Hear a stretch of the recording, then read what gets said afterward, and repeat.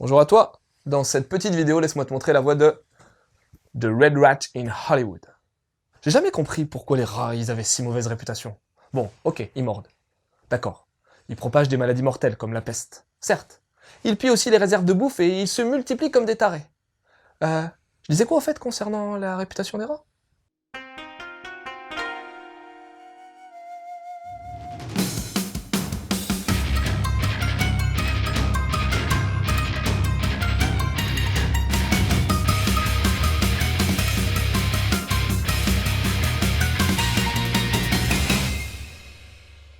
Nous voici plongés au début de la guerre froide, juste après la Seconde Guerre mondiale.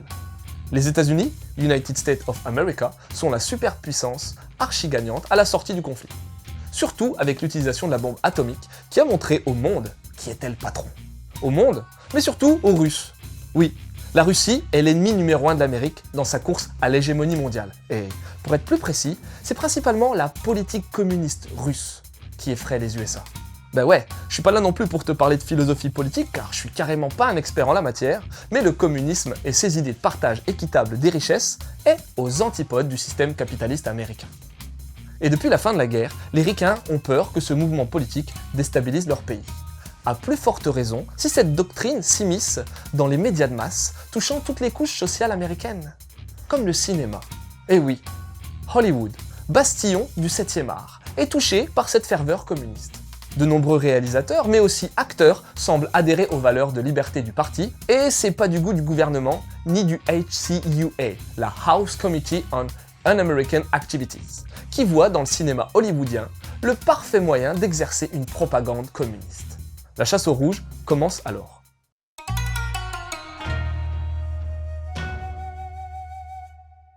Alors, comment qualifier le trait de ce manga? Au tout début, j'ai été bluffé, ouais. Dès les premières pages, tu te prends dans la gueule des illustrations malades avec un photoréalisme hyper abouti. Et de toi à moi, je pense sincèrement qu'il s'agit de photos d'acteurs retravaillés numériquement. Et puis, quelques pages plus tard, c'est la cata. Ouais. Le style passe alors à quelque chose de beaucoup plus commun avec une tentative de réalisme que j'ai trouvé bien loupée à mon goût. Ouais. Niveau visage, les profils, les pleines faces, les vues de trois quarts, tout en fait. Tout est, à mon sens, moche de chez moche. C'est surtout les nez que j'ai trouvé foirés. Et je te parle même pas des vues en plongée ou en contre-plongée. En jouant sur le réalisme, faut pas se louper et là, ça m'a clairement pas plu. D'autant plus que les émotions ont du mal à émerger. Oui, c'est pas parce que t'ouvres à fond la gueule de tes persos que l'émotion est là. Les décors et les costumes, eux, claquent bien. Ça donne au final un rendu graphique assez space avec des dessins super top par moments, mais aussi franchement loupés et pas agréables à regarder à d'autres. Pour ce qui est du Nemu, il utilise un découpage très sobre, mais mise un peu trop, à mon goût, sur les gros plans des visages. Les compos ont rien d'exceptionnel, et vu que l'utilisation des angles de vue est loupée graphiquement parlant, difficile d'adhérer à ce niveau-là aussi. The Red Rat in Hollywood est le 7e titre proposé par Vega Editions en moins d'1 an d'existence, si je dis pas de conneries. La couverture est hyper sobre, mais montre bien l'ambiance dans laquelle souhaite te plonger le mangaka. Le papier utilisé par Vega est bien épais et la reliure du titre est de bonne facture. T'as les onojap et tout, mais pour ce genre de titre, ça manque clairement d'une pré- ou postface explicative concernant l'aspect historique, politique et cinématographique.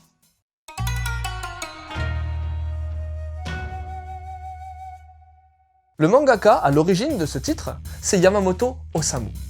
C'est un vieux de la vieille qui a commencé dans le manga au début des années 80.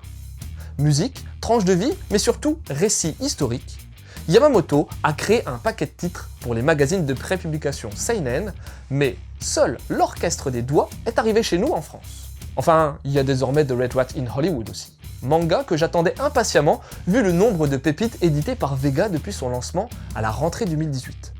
Et pour le coup, j'ai été déçu. Déjà, j'ai pas du tout accroché au design comme t'as pu t'en rendre compte.